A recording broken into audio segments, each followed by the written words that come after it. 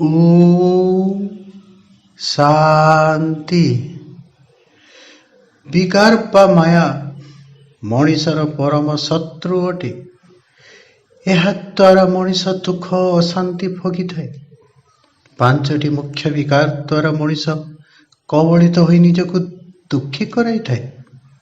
କିନ୍ତୁ ଏହି ମାୟା ଅସୀମ ଅଟେ। ଏହାର ତିକ୍ତତା ଦ୍ୱାରା ଶିକାର ହୋଇ ମଣିଷ ନିଜର ବହୁମୂଲ୍ୟବାନ ପ୍ରାପ୍ତ ହୋଇଥିବା ଶରୀରକୁ ମଧ୍ୟ ନଷ୍ଟ କରିଦେବାକୁ ଭୁଲି ନଥାଏ। ଏଣୁ ହେ ସୁଜ୍ଞାନୀ ଜନ, ଏହି ବିକାର ବା ମାୟାରୁ ମୁକ୍ତ ହେବା ପାଇଁ ଆମେ ଜୀବନରେ ସବୁବେଳେ ପ୍ରୟାସ ଜାରି ରଖିବା ଉଚିତ। ଏଥିରୁ ମୁକ୍ତି ପାଇବାର ସହଜ ରାସ୍ତା କ'ଣ? ଏଣୁ ଆସନ୍ତୁ ଏହାରି ଉପରେ ସମ୍ୟକ୍ ଧାରଣା ମାତ୍ର ଆଲୋଚନା କରିବା। କିନ୍ତୁ ଆପଣମାନେ ମୋର ଚ୍ୟାନେଲକୁ ପ୍ରଥମ ଥର ପାଇଁ ଯଦି ଶୁଣୁଥାନ୍ତି, ତେବେ ଲାଲ ଆଇକନ୍ ସବସ୍କ୍ରାଇବ୍ ବଟନକୁ ଥରେ ଦବାଇ ଦିଅନ୍ତୁ ଏବଂ ଲାଇକ୍ ଓ ବେଲ୍ ଆଇକନ୍କୁ ମଧ୍ୟ ଦବାଇବା ପାଇଁ ଭୁଲିବେ ନାହିଁ। ଆଉ କମେଣ୍ଟ ଦେବାକୁ ଜମା ଭୁଲିବେ ନାହିଁ। ତେବେ ଆସନ୍ତୁ ବିକାରରୁ ମୁକ୍ତି ପାଇବାର ସହଜ ରାସ୍ତା ବିଷୟରେ ଆଲୋଚନା କରିବା। ସକାଳୁ ସନ୍ଧ୍ୟା ଯାଏ ପ୍ରତ୍ୟେକଙ୍କ ମୁହଁ ହଜାରେ ପ୍ରକାରର ମୁଖଭଙ୍ଗୀ ହୋଇଥାଏ। ଏପରି କାହିଁକି ହୁଏ? କାରଣ ଏହି 5ଟି ବିକାର ଦ୍ୱାରା ପ୍ରତି ମୁହୂର୍ତ୍ତରେ ମୁଖର ରୂପ ବଦଳିଥାଏ। ଏହି ବିକାର ଗୁଡ଼ିକ ବିଷୟରେ ପୂର୍ବ ଏପିସୋଡ ମାନଙ୍କରେ ଆଲୋଚନା କରାଯାଇଛି। ଆପଣମାନେ ଯଦି ଏହି ଭାଗକୁ ପ୍ରଥମେ ଶୁଣୁଥିବେ, ତେବେ ପୂର୍ବ ଭାଗ ଗୁଡ଼ିକ ପ୍ରଥମେ ଦେଖିଲେ ଆପଣମାନଙ୍କ ମନରେ ସଂଶୟ ସୃଷ୍ଟି ହେବ ନାହିଁ। 5 ବିକାର ରୂପୀ ଶତ୍ରୁକୁ ପରିବର୍ତ୍ତିତ କରି ସହଯୋଗୀ ସ୍ୱରୂପ ହୋଇଯାଉ, ଯେପରି ସେମାନେ ସଦା ଆପଣମାନଙ୍କୁ ପ୍ରଣାମ ଜଣାଉଥିବେ। ଏମାନଙ୍କ ପ୍ରଭାବ ଆପଣମାନଙ୍କ ଉପରେ ପଡୁନଥିବା ଉଚିତ, କାରଣ ଏହି ପରିବର୍ତ୍ତନ ନିଜ ହାତରେ ହିଁ ଅଛି।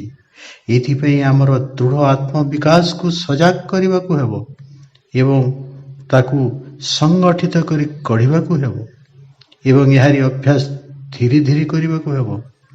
କାରଣ ଏହି ଅଭ୍ୟାସକୁ ପରିବର୍ତ୍ତିତ କରିବା ପାଇଁ ଆମକୁ ବହୁ ସମୟ ଲାଗିଯିବ। କୌଣସି ବି ଅଭ୍ୟାସକୁ ପରିବର୍ତ୍ତନ କରିବା ପାଇଁ ହଠାତ୍ କରାଯାଇପାରିବ ନାହିଁ।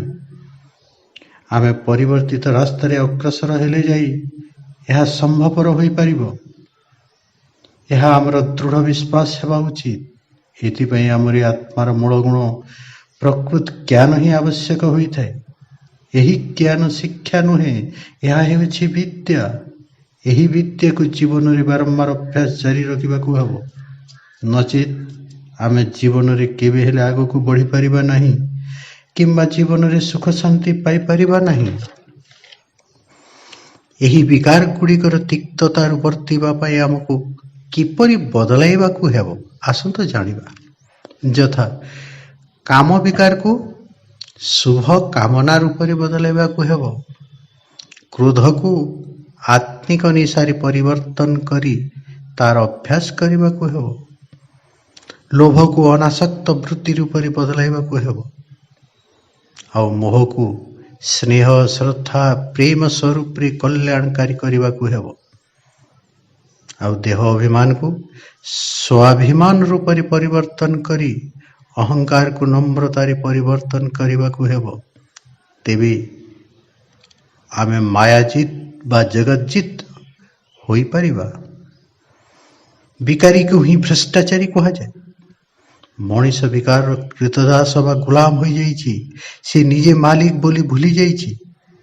ବିକାର ସାମ୍ପ୍ରଦାୟିକ ନୁହେଁ, ଏହା ହେଉଛି ସାର୍ବଜନୀନ। ବିକାର ରହିଲେ ପ୍ରକୃତି ଦଣ୍ଡ ଦେବା ଆରମ୍ଭ କରିଦିଏ, ଆଉ ବିକାର ତ୍ୟାଗ କରିଦେଲେ ପ୍ରକୃତି ପୁରସ୍କାର ଦେବା ଆରମ୍ଭ କରିଦିଏ। ସୁଖ ଶାନ୍ତି ମିଳିଯାଏ। ଆସକ୍ତି ହିଁ ସମସ୍ତ ବିକାରର ମୂଳ କାରଣ।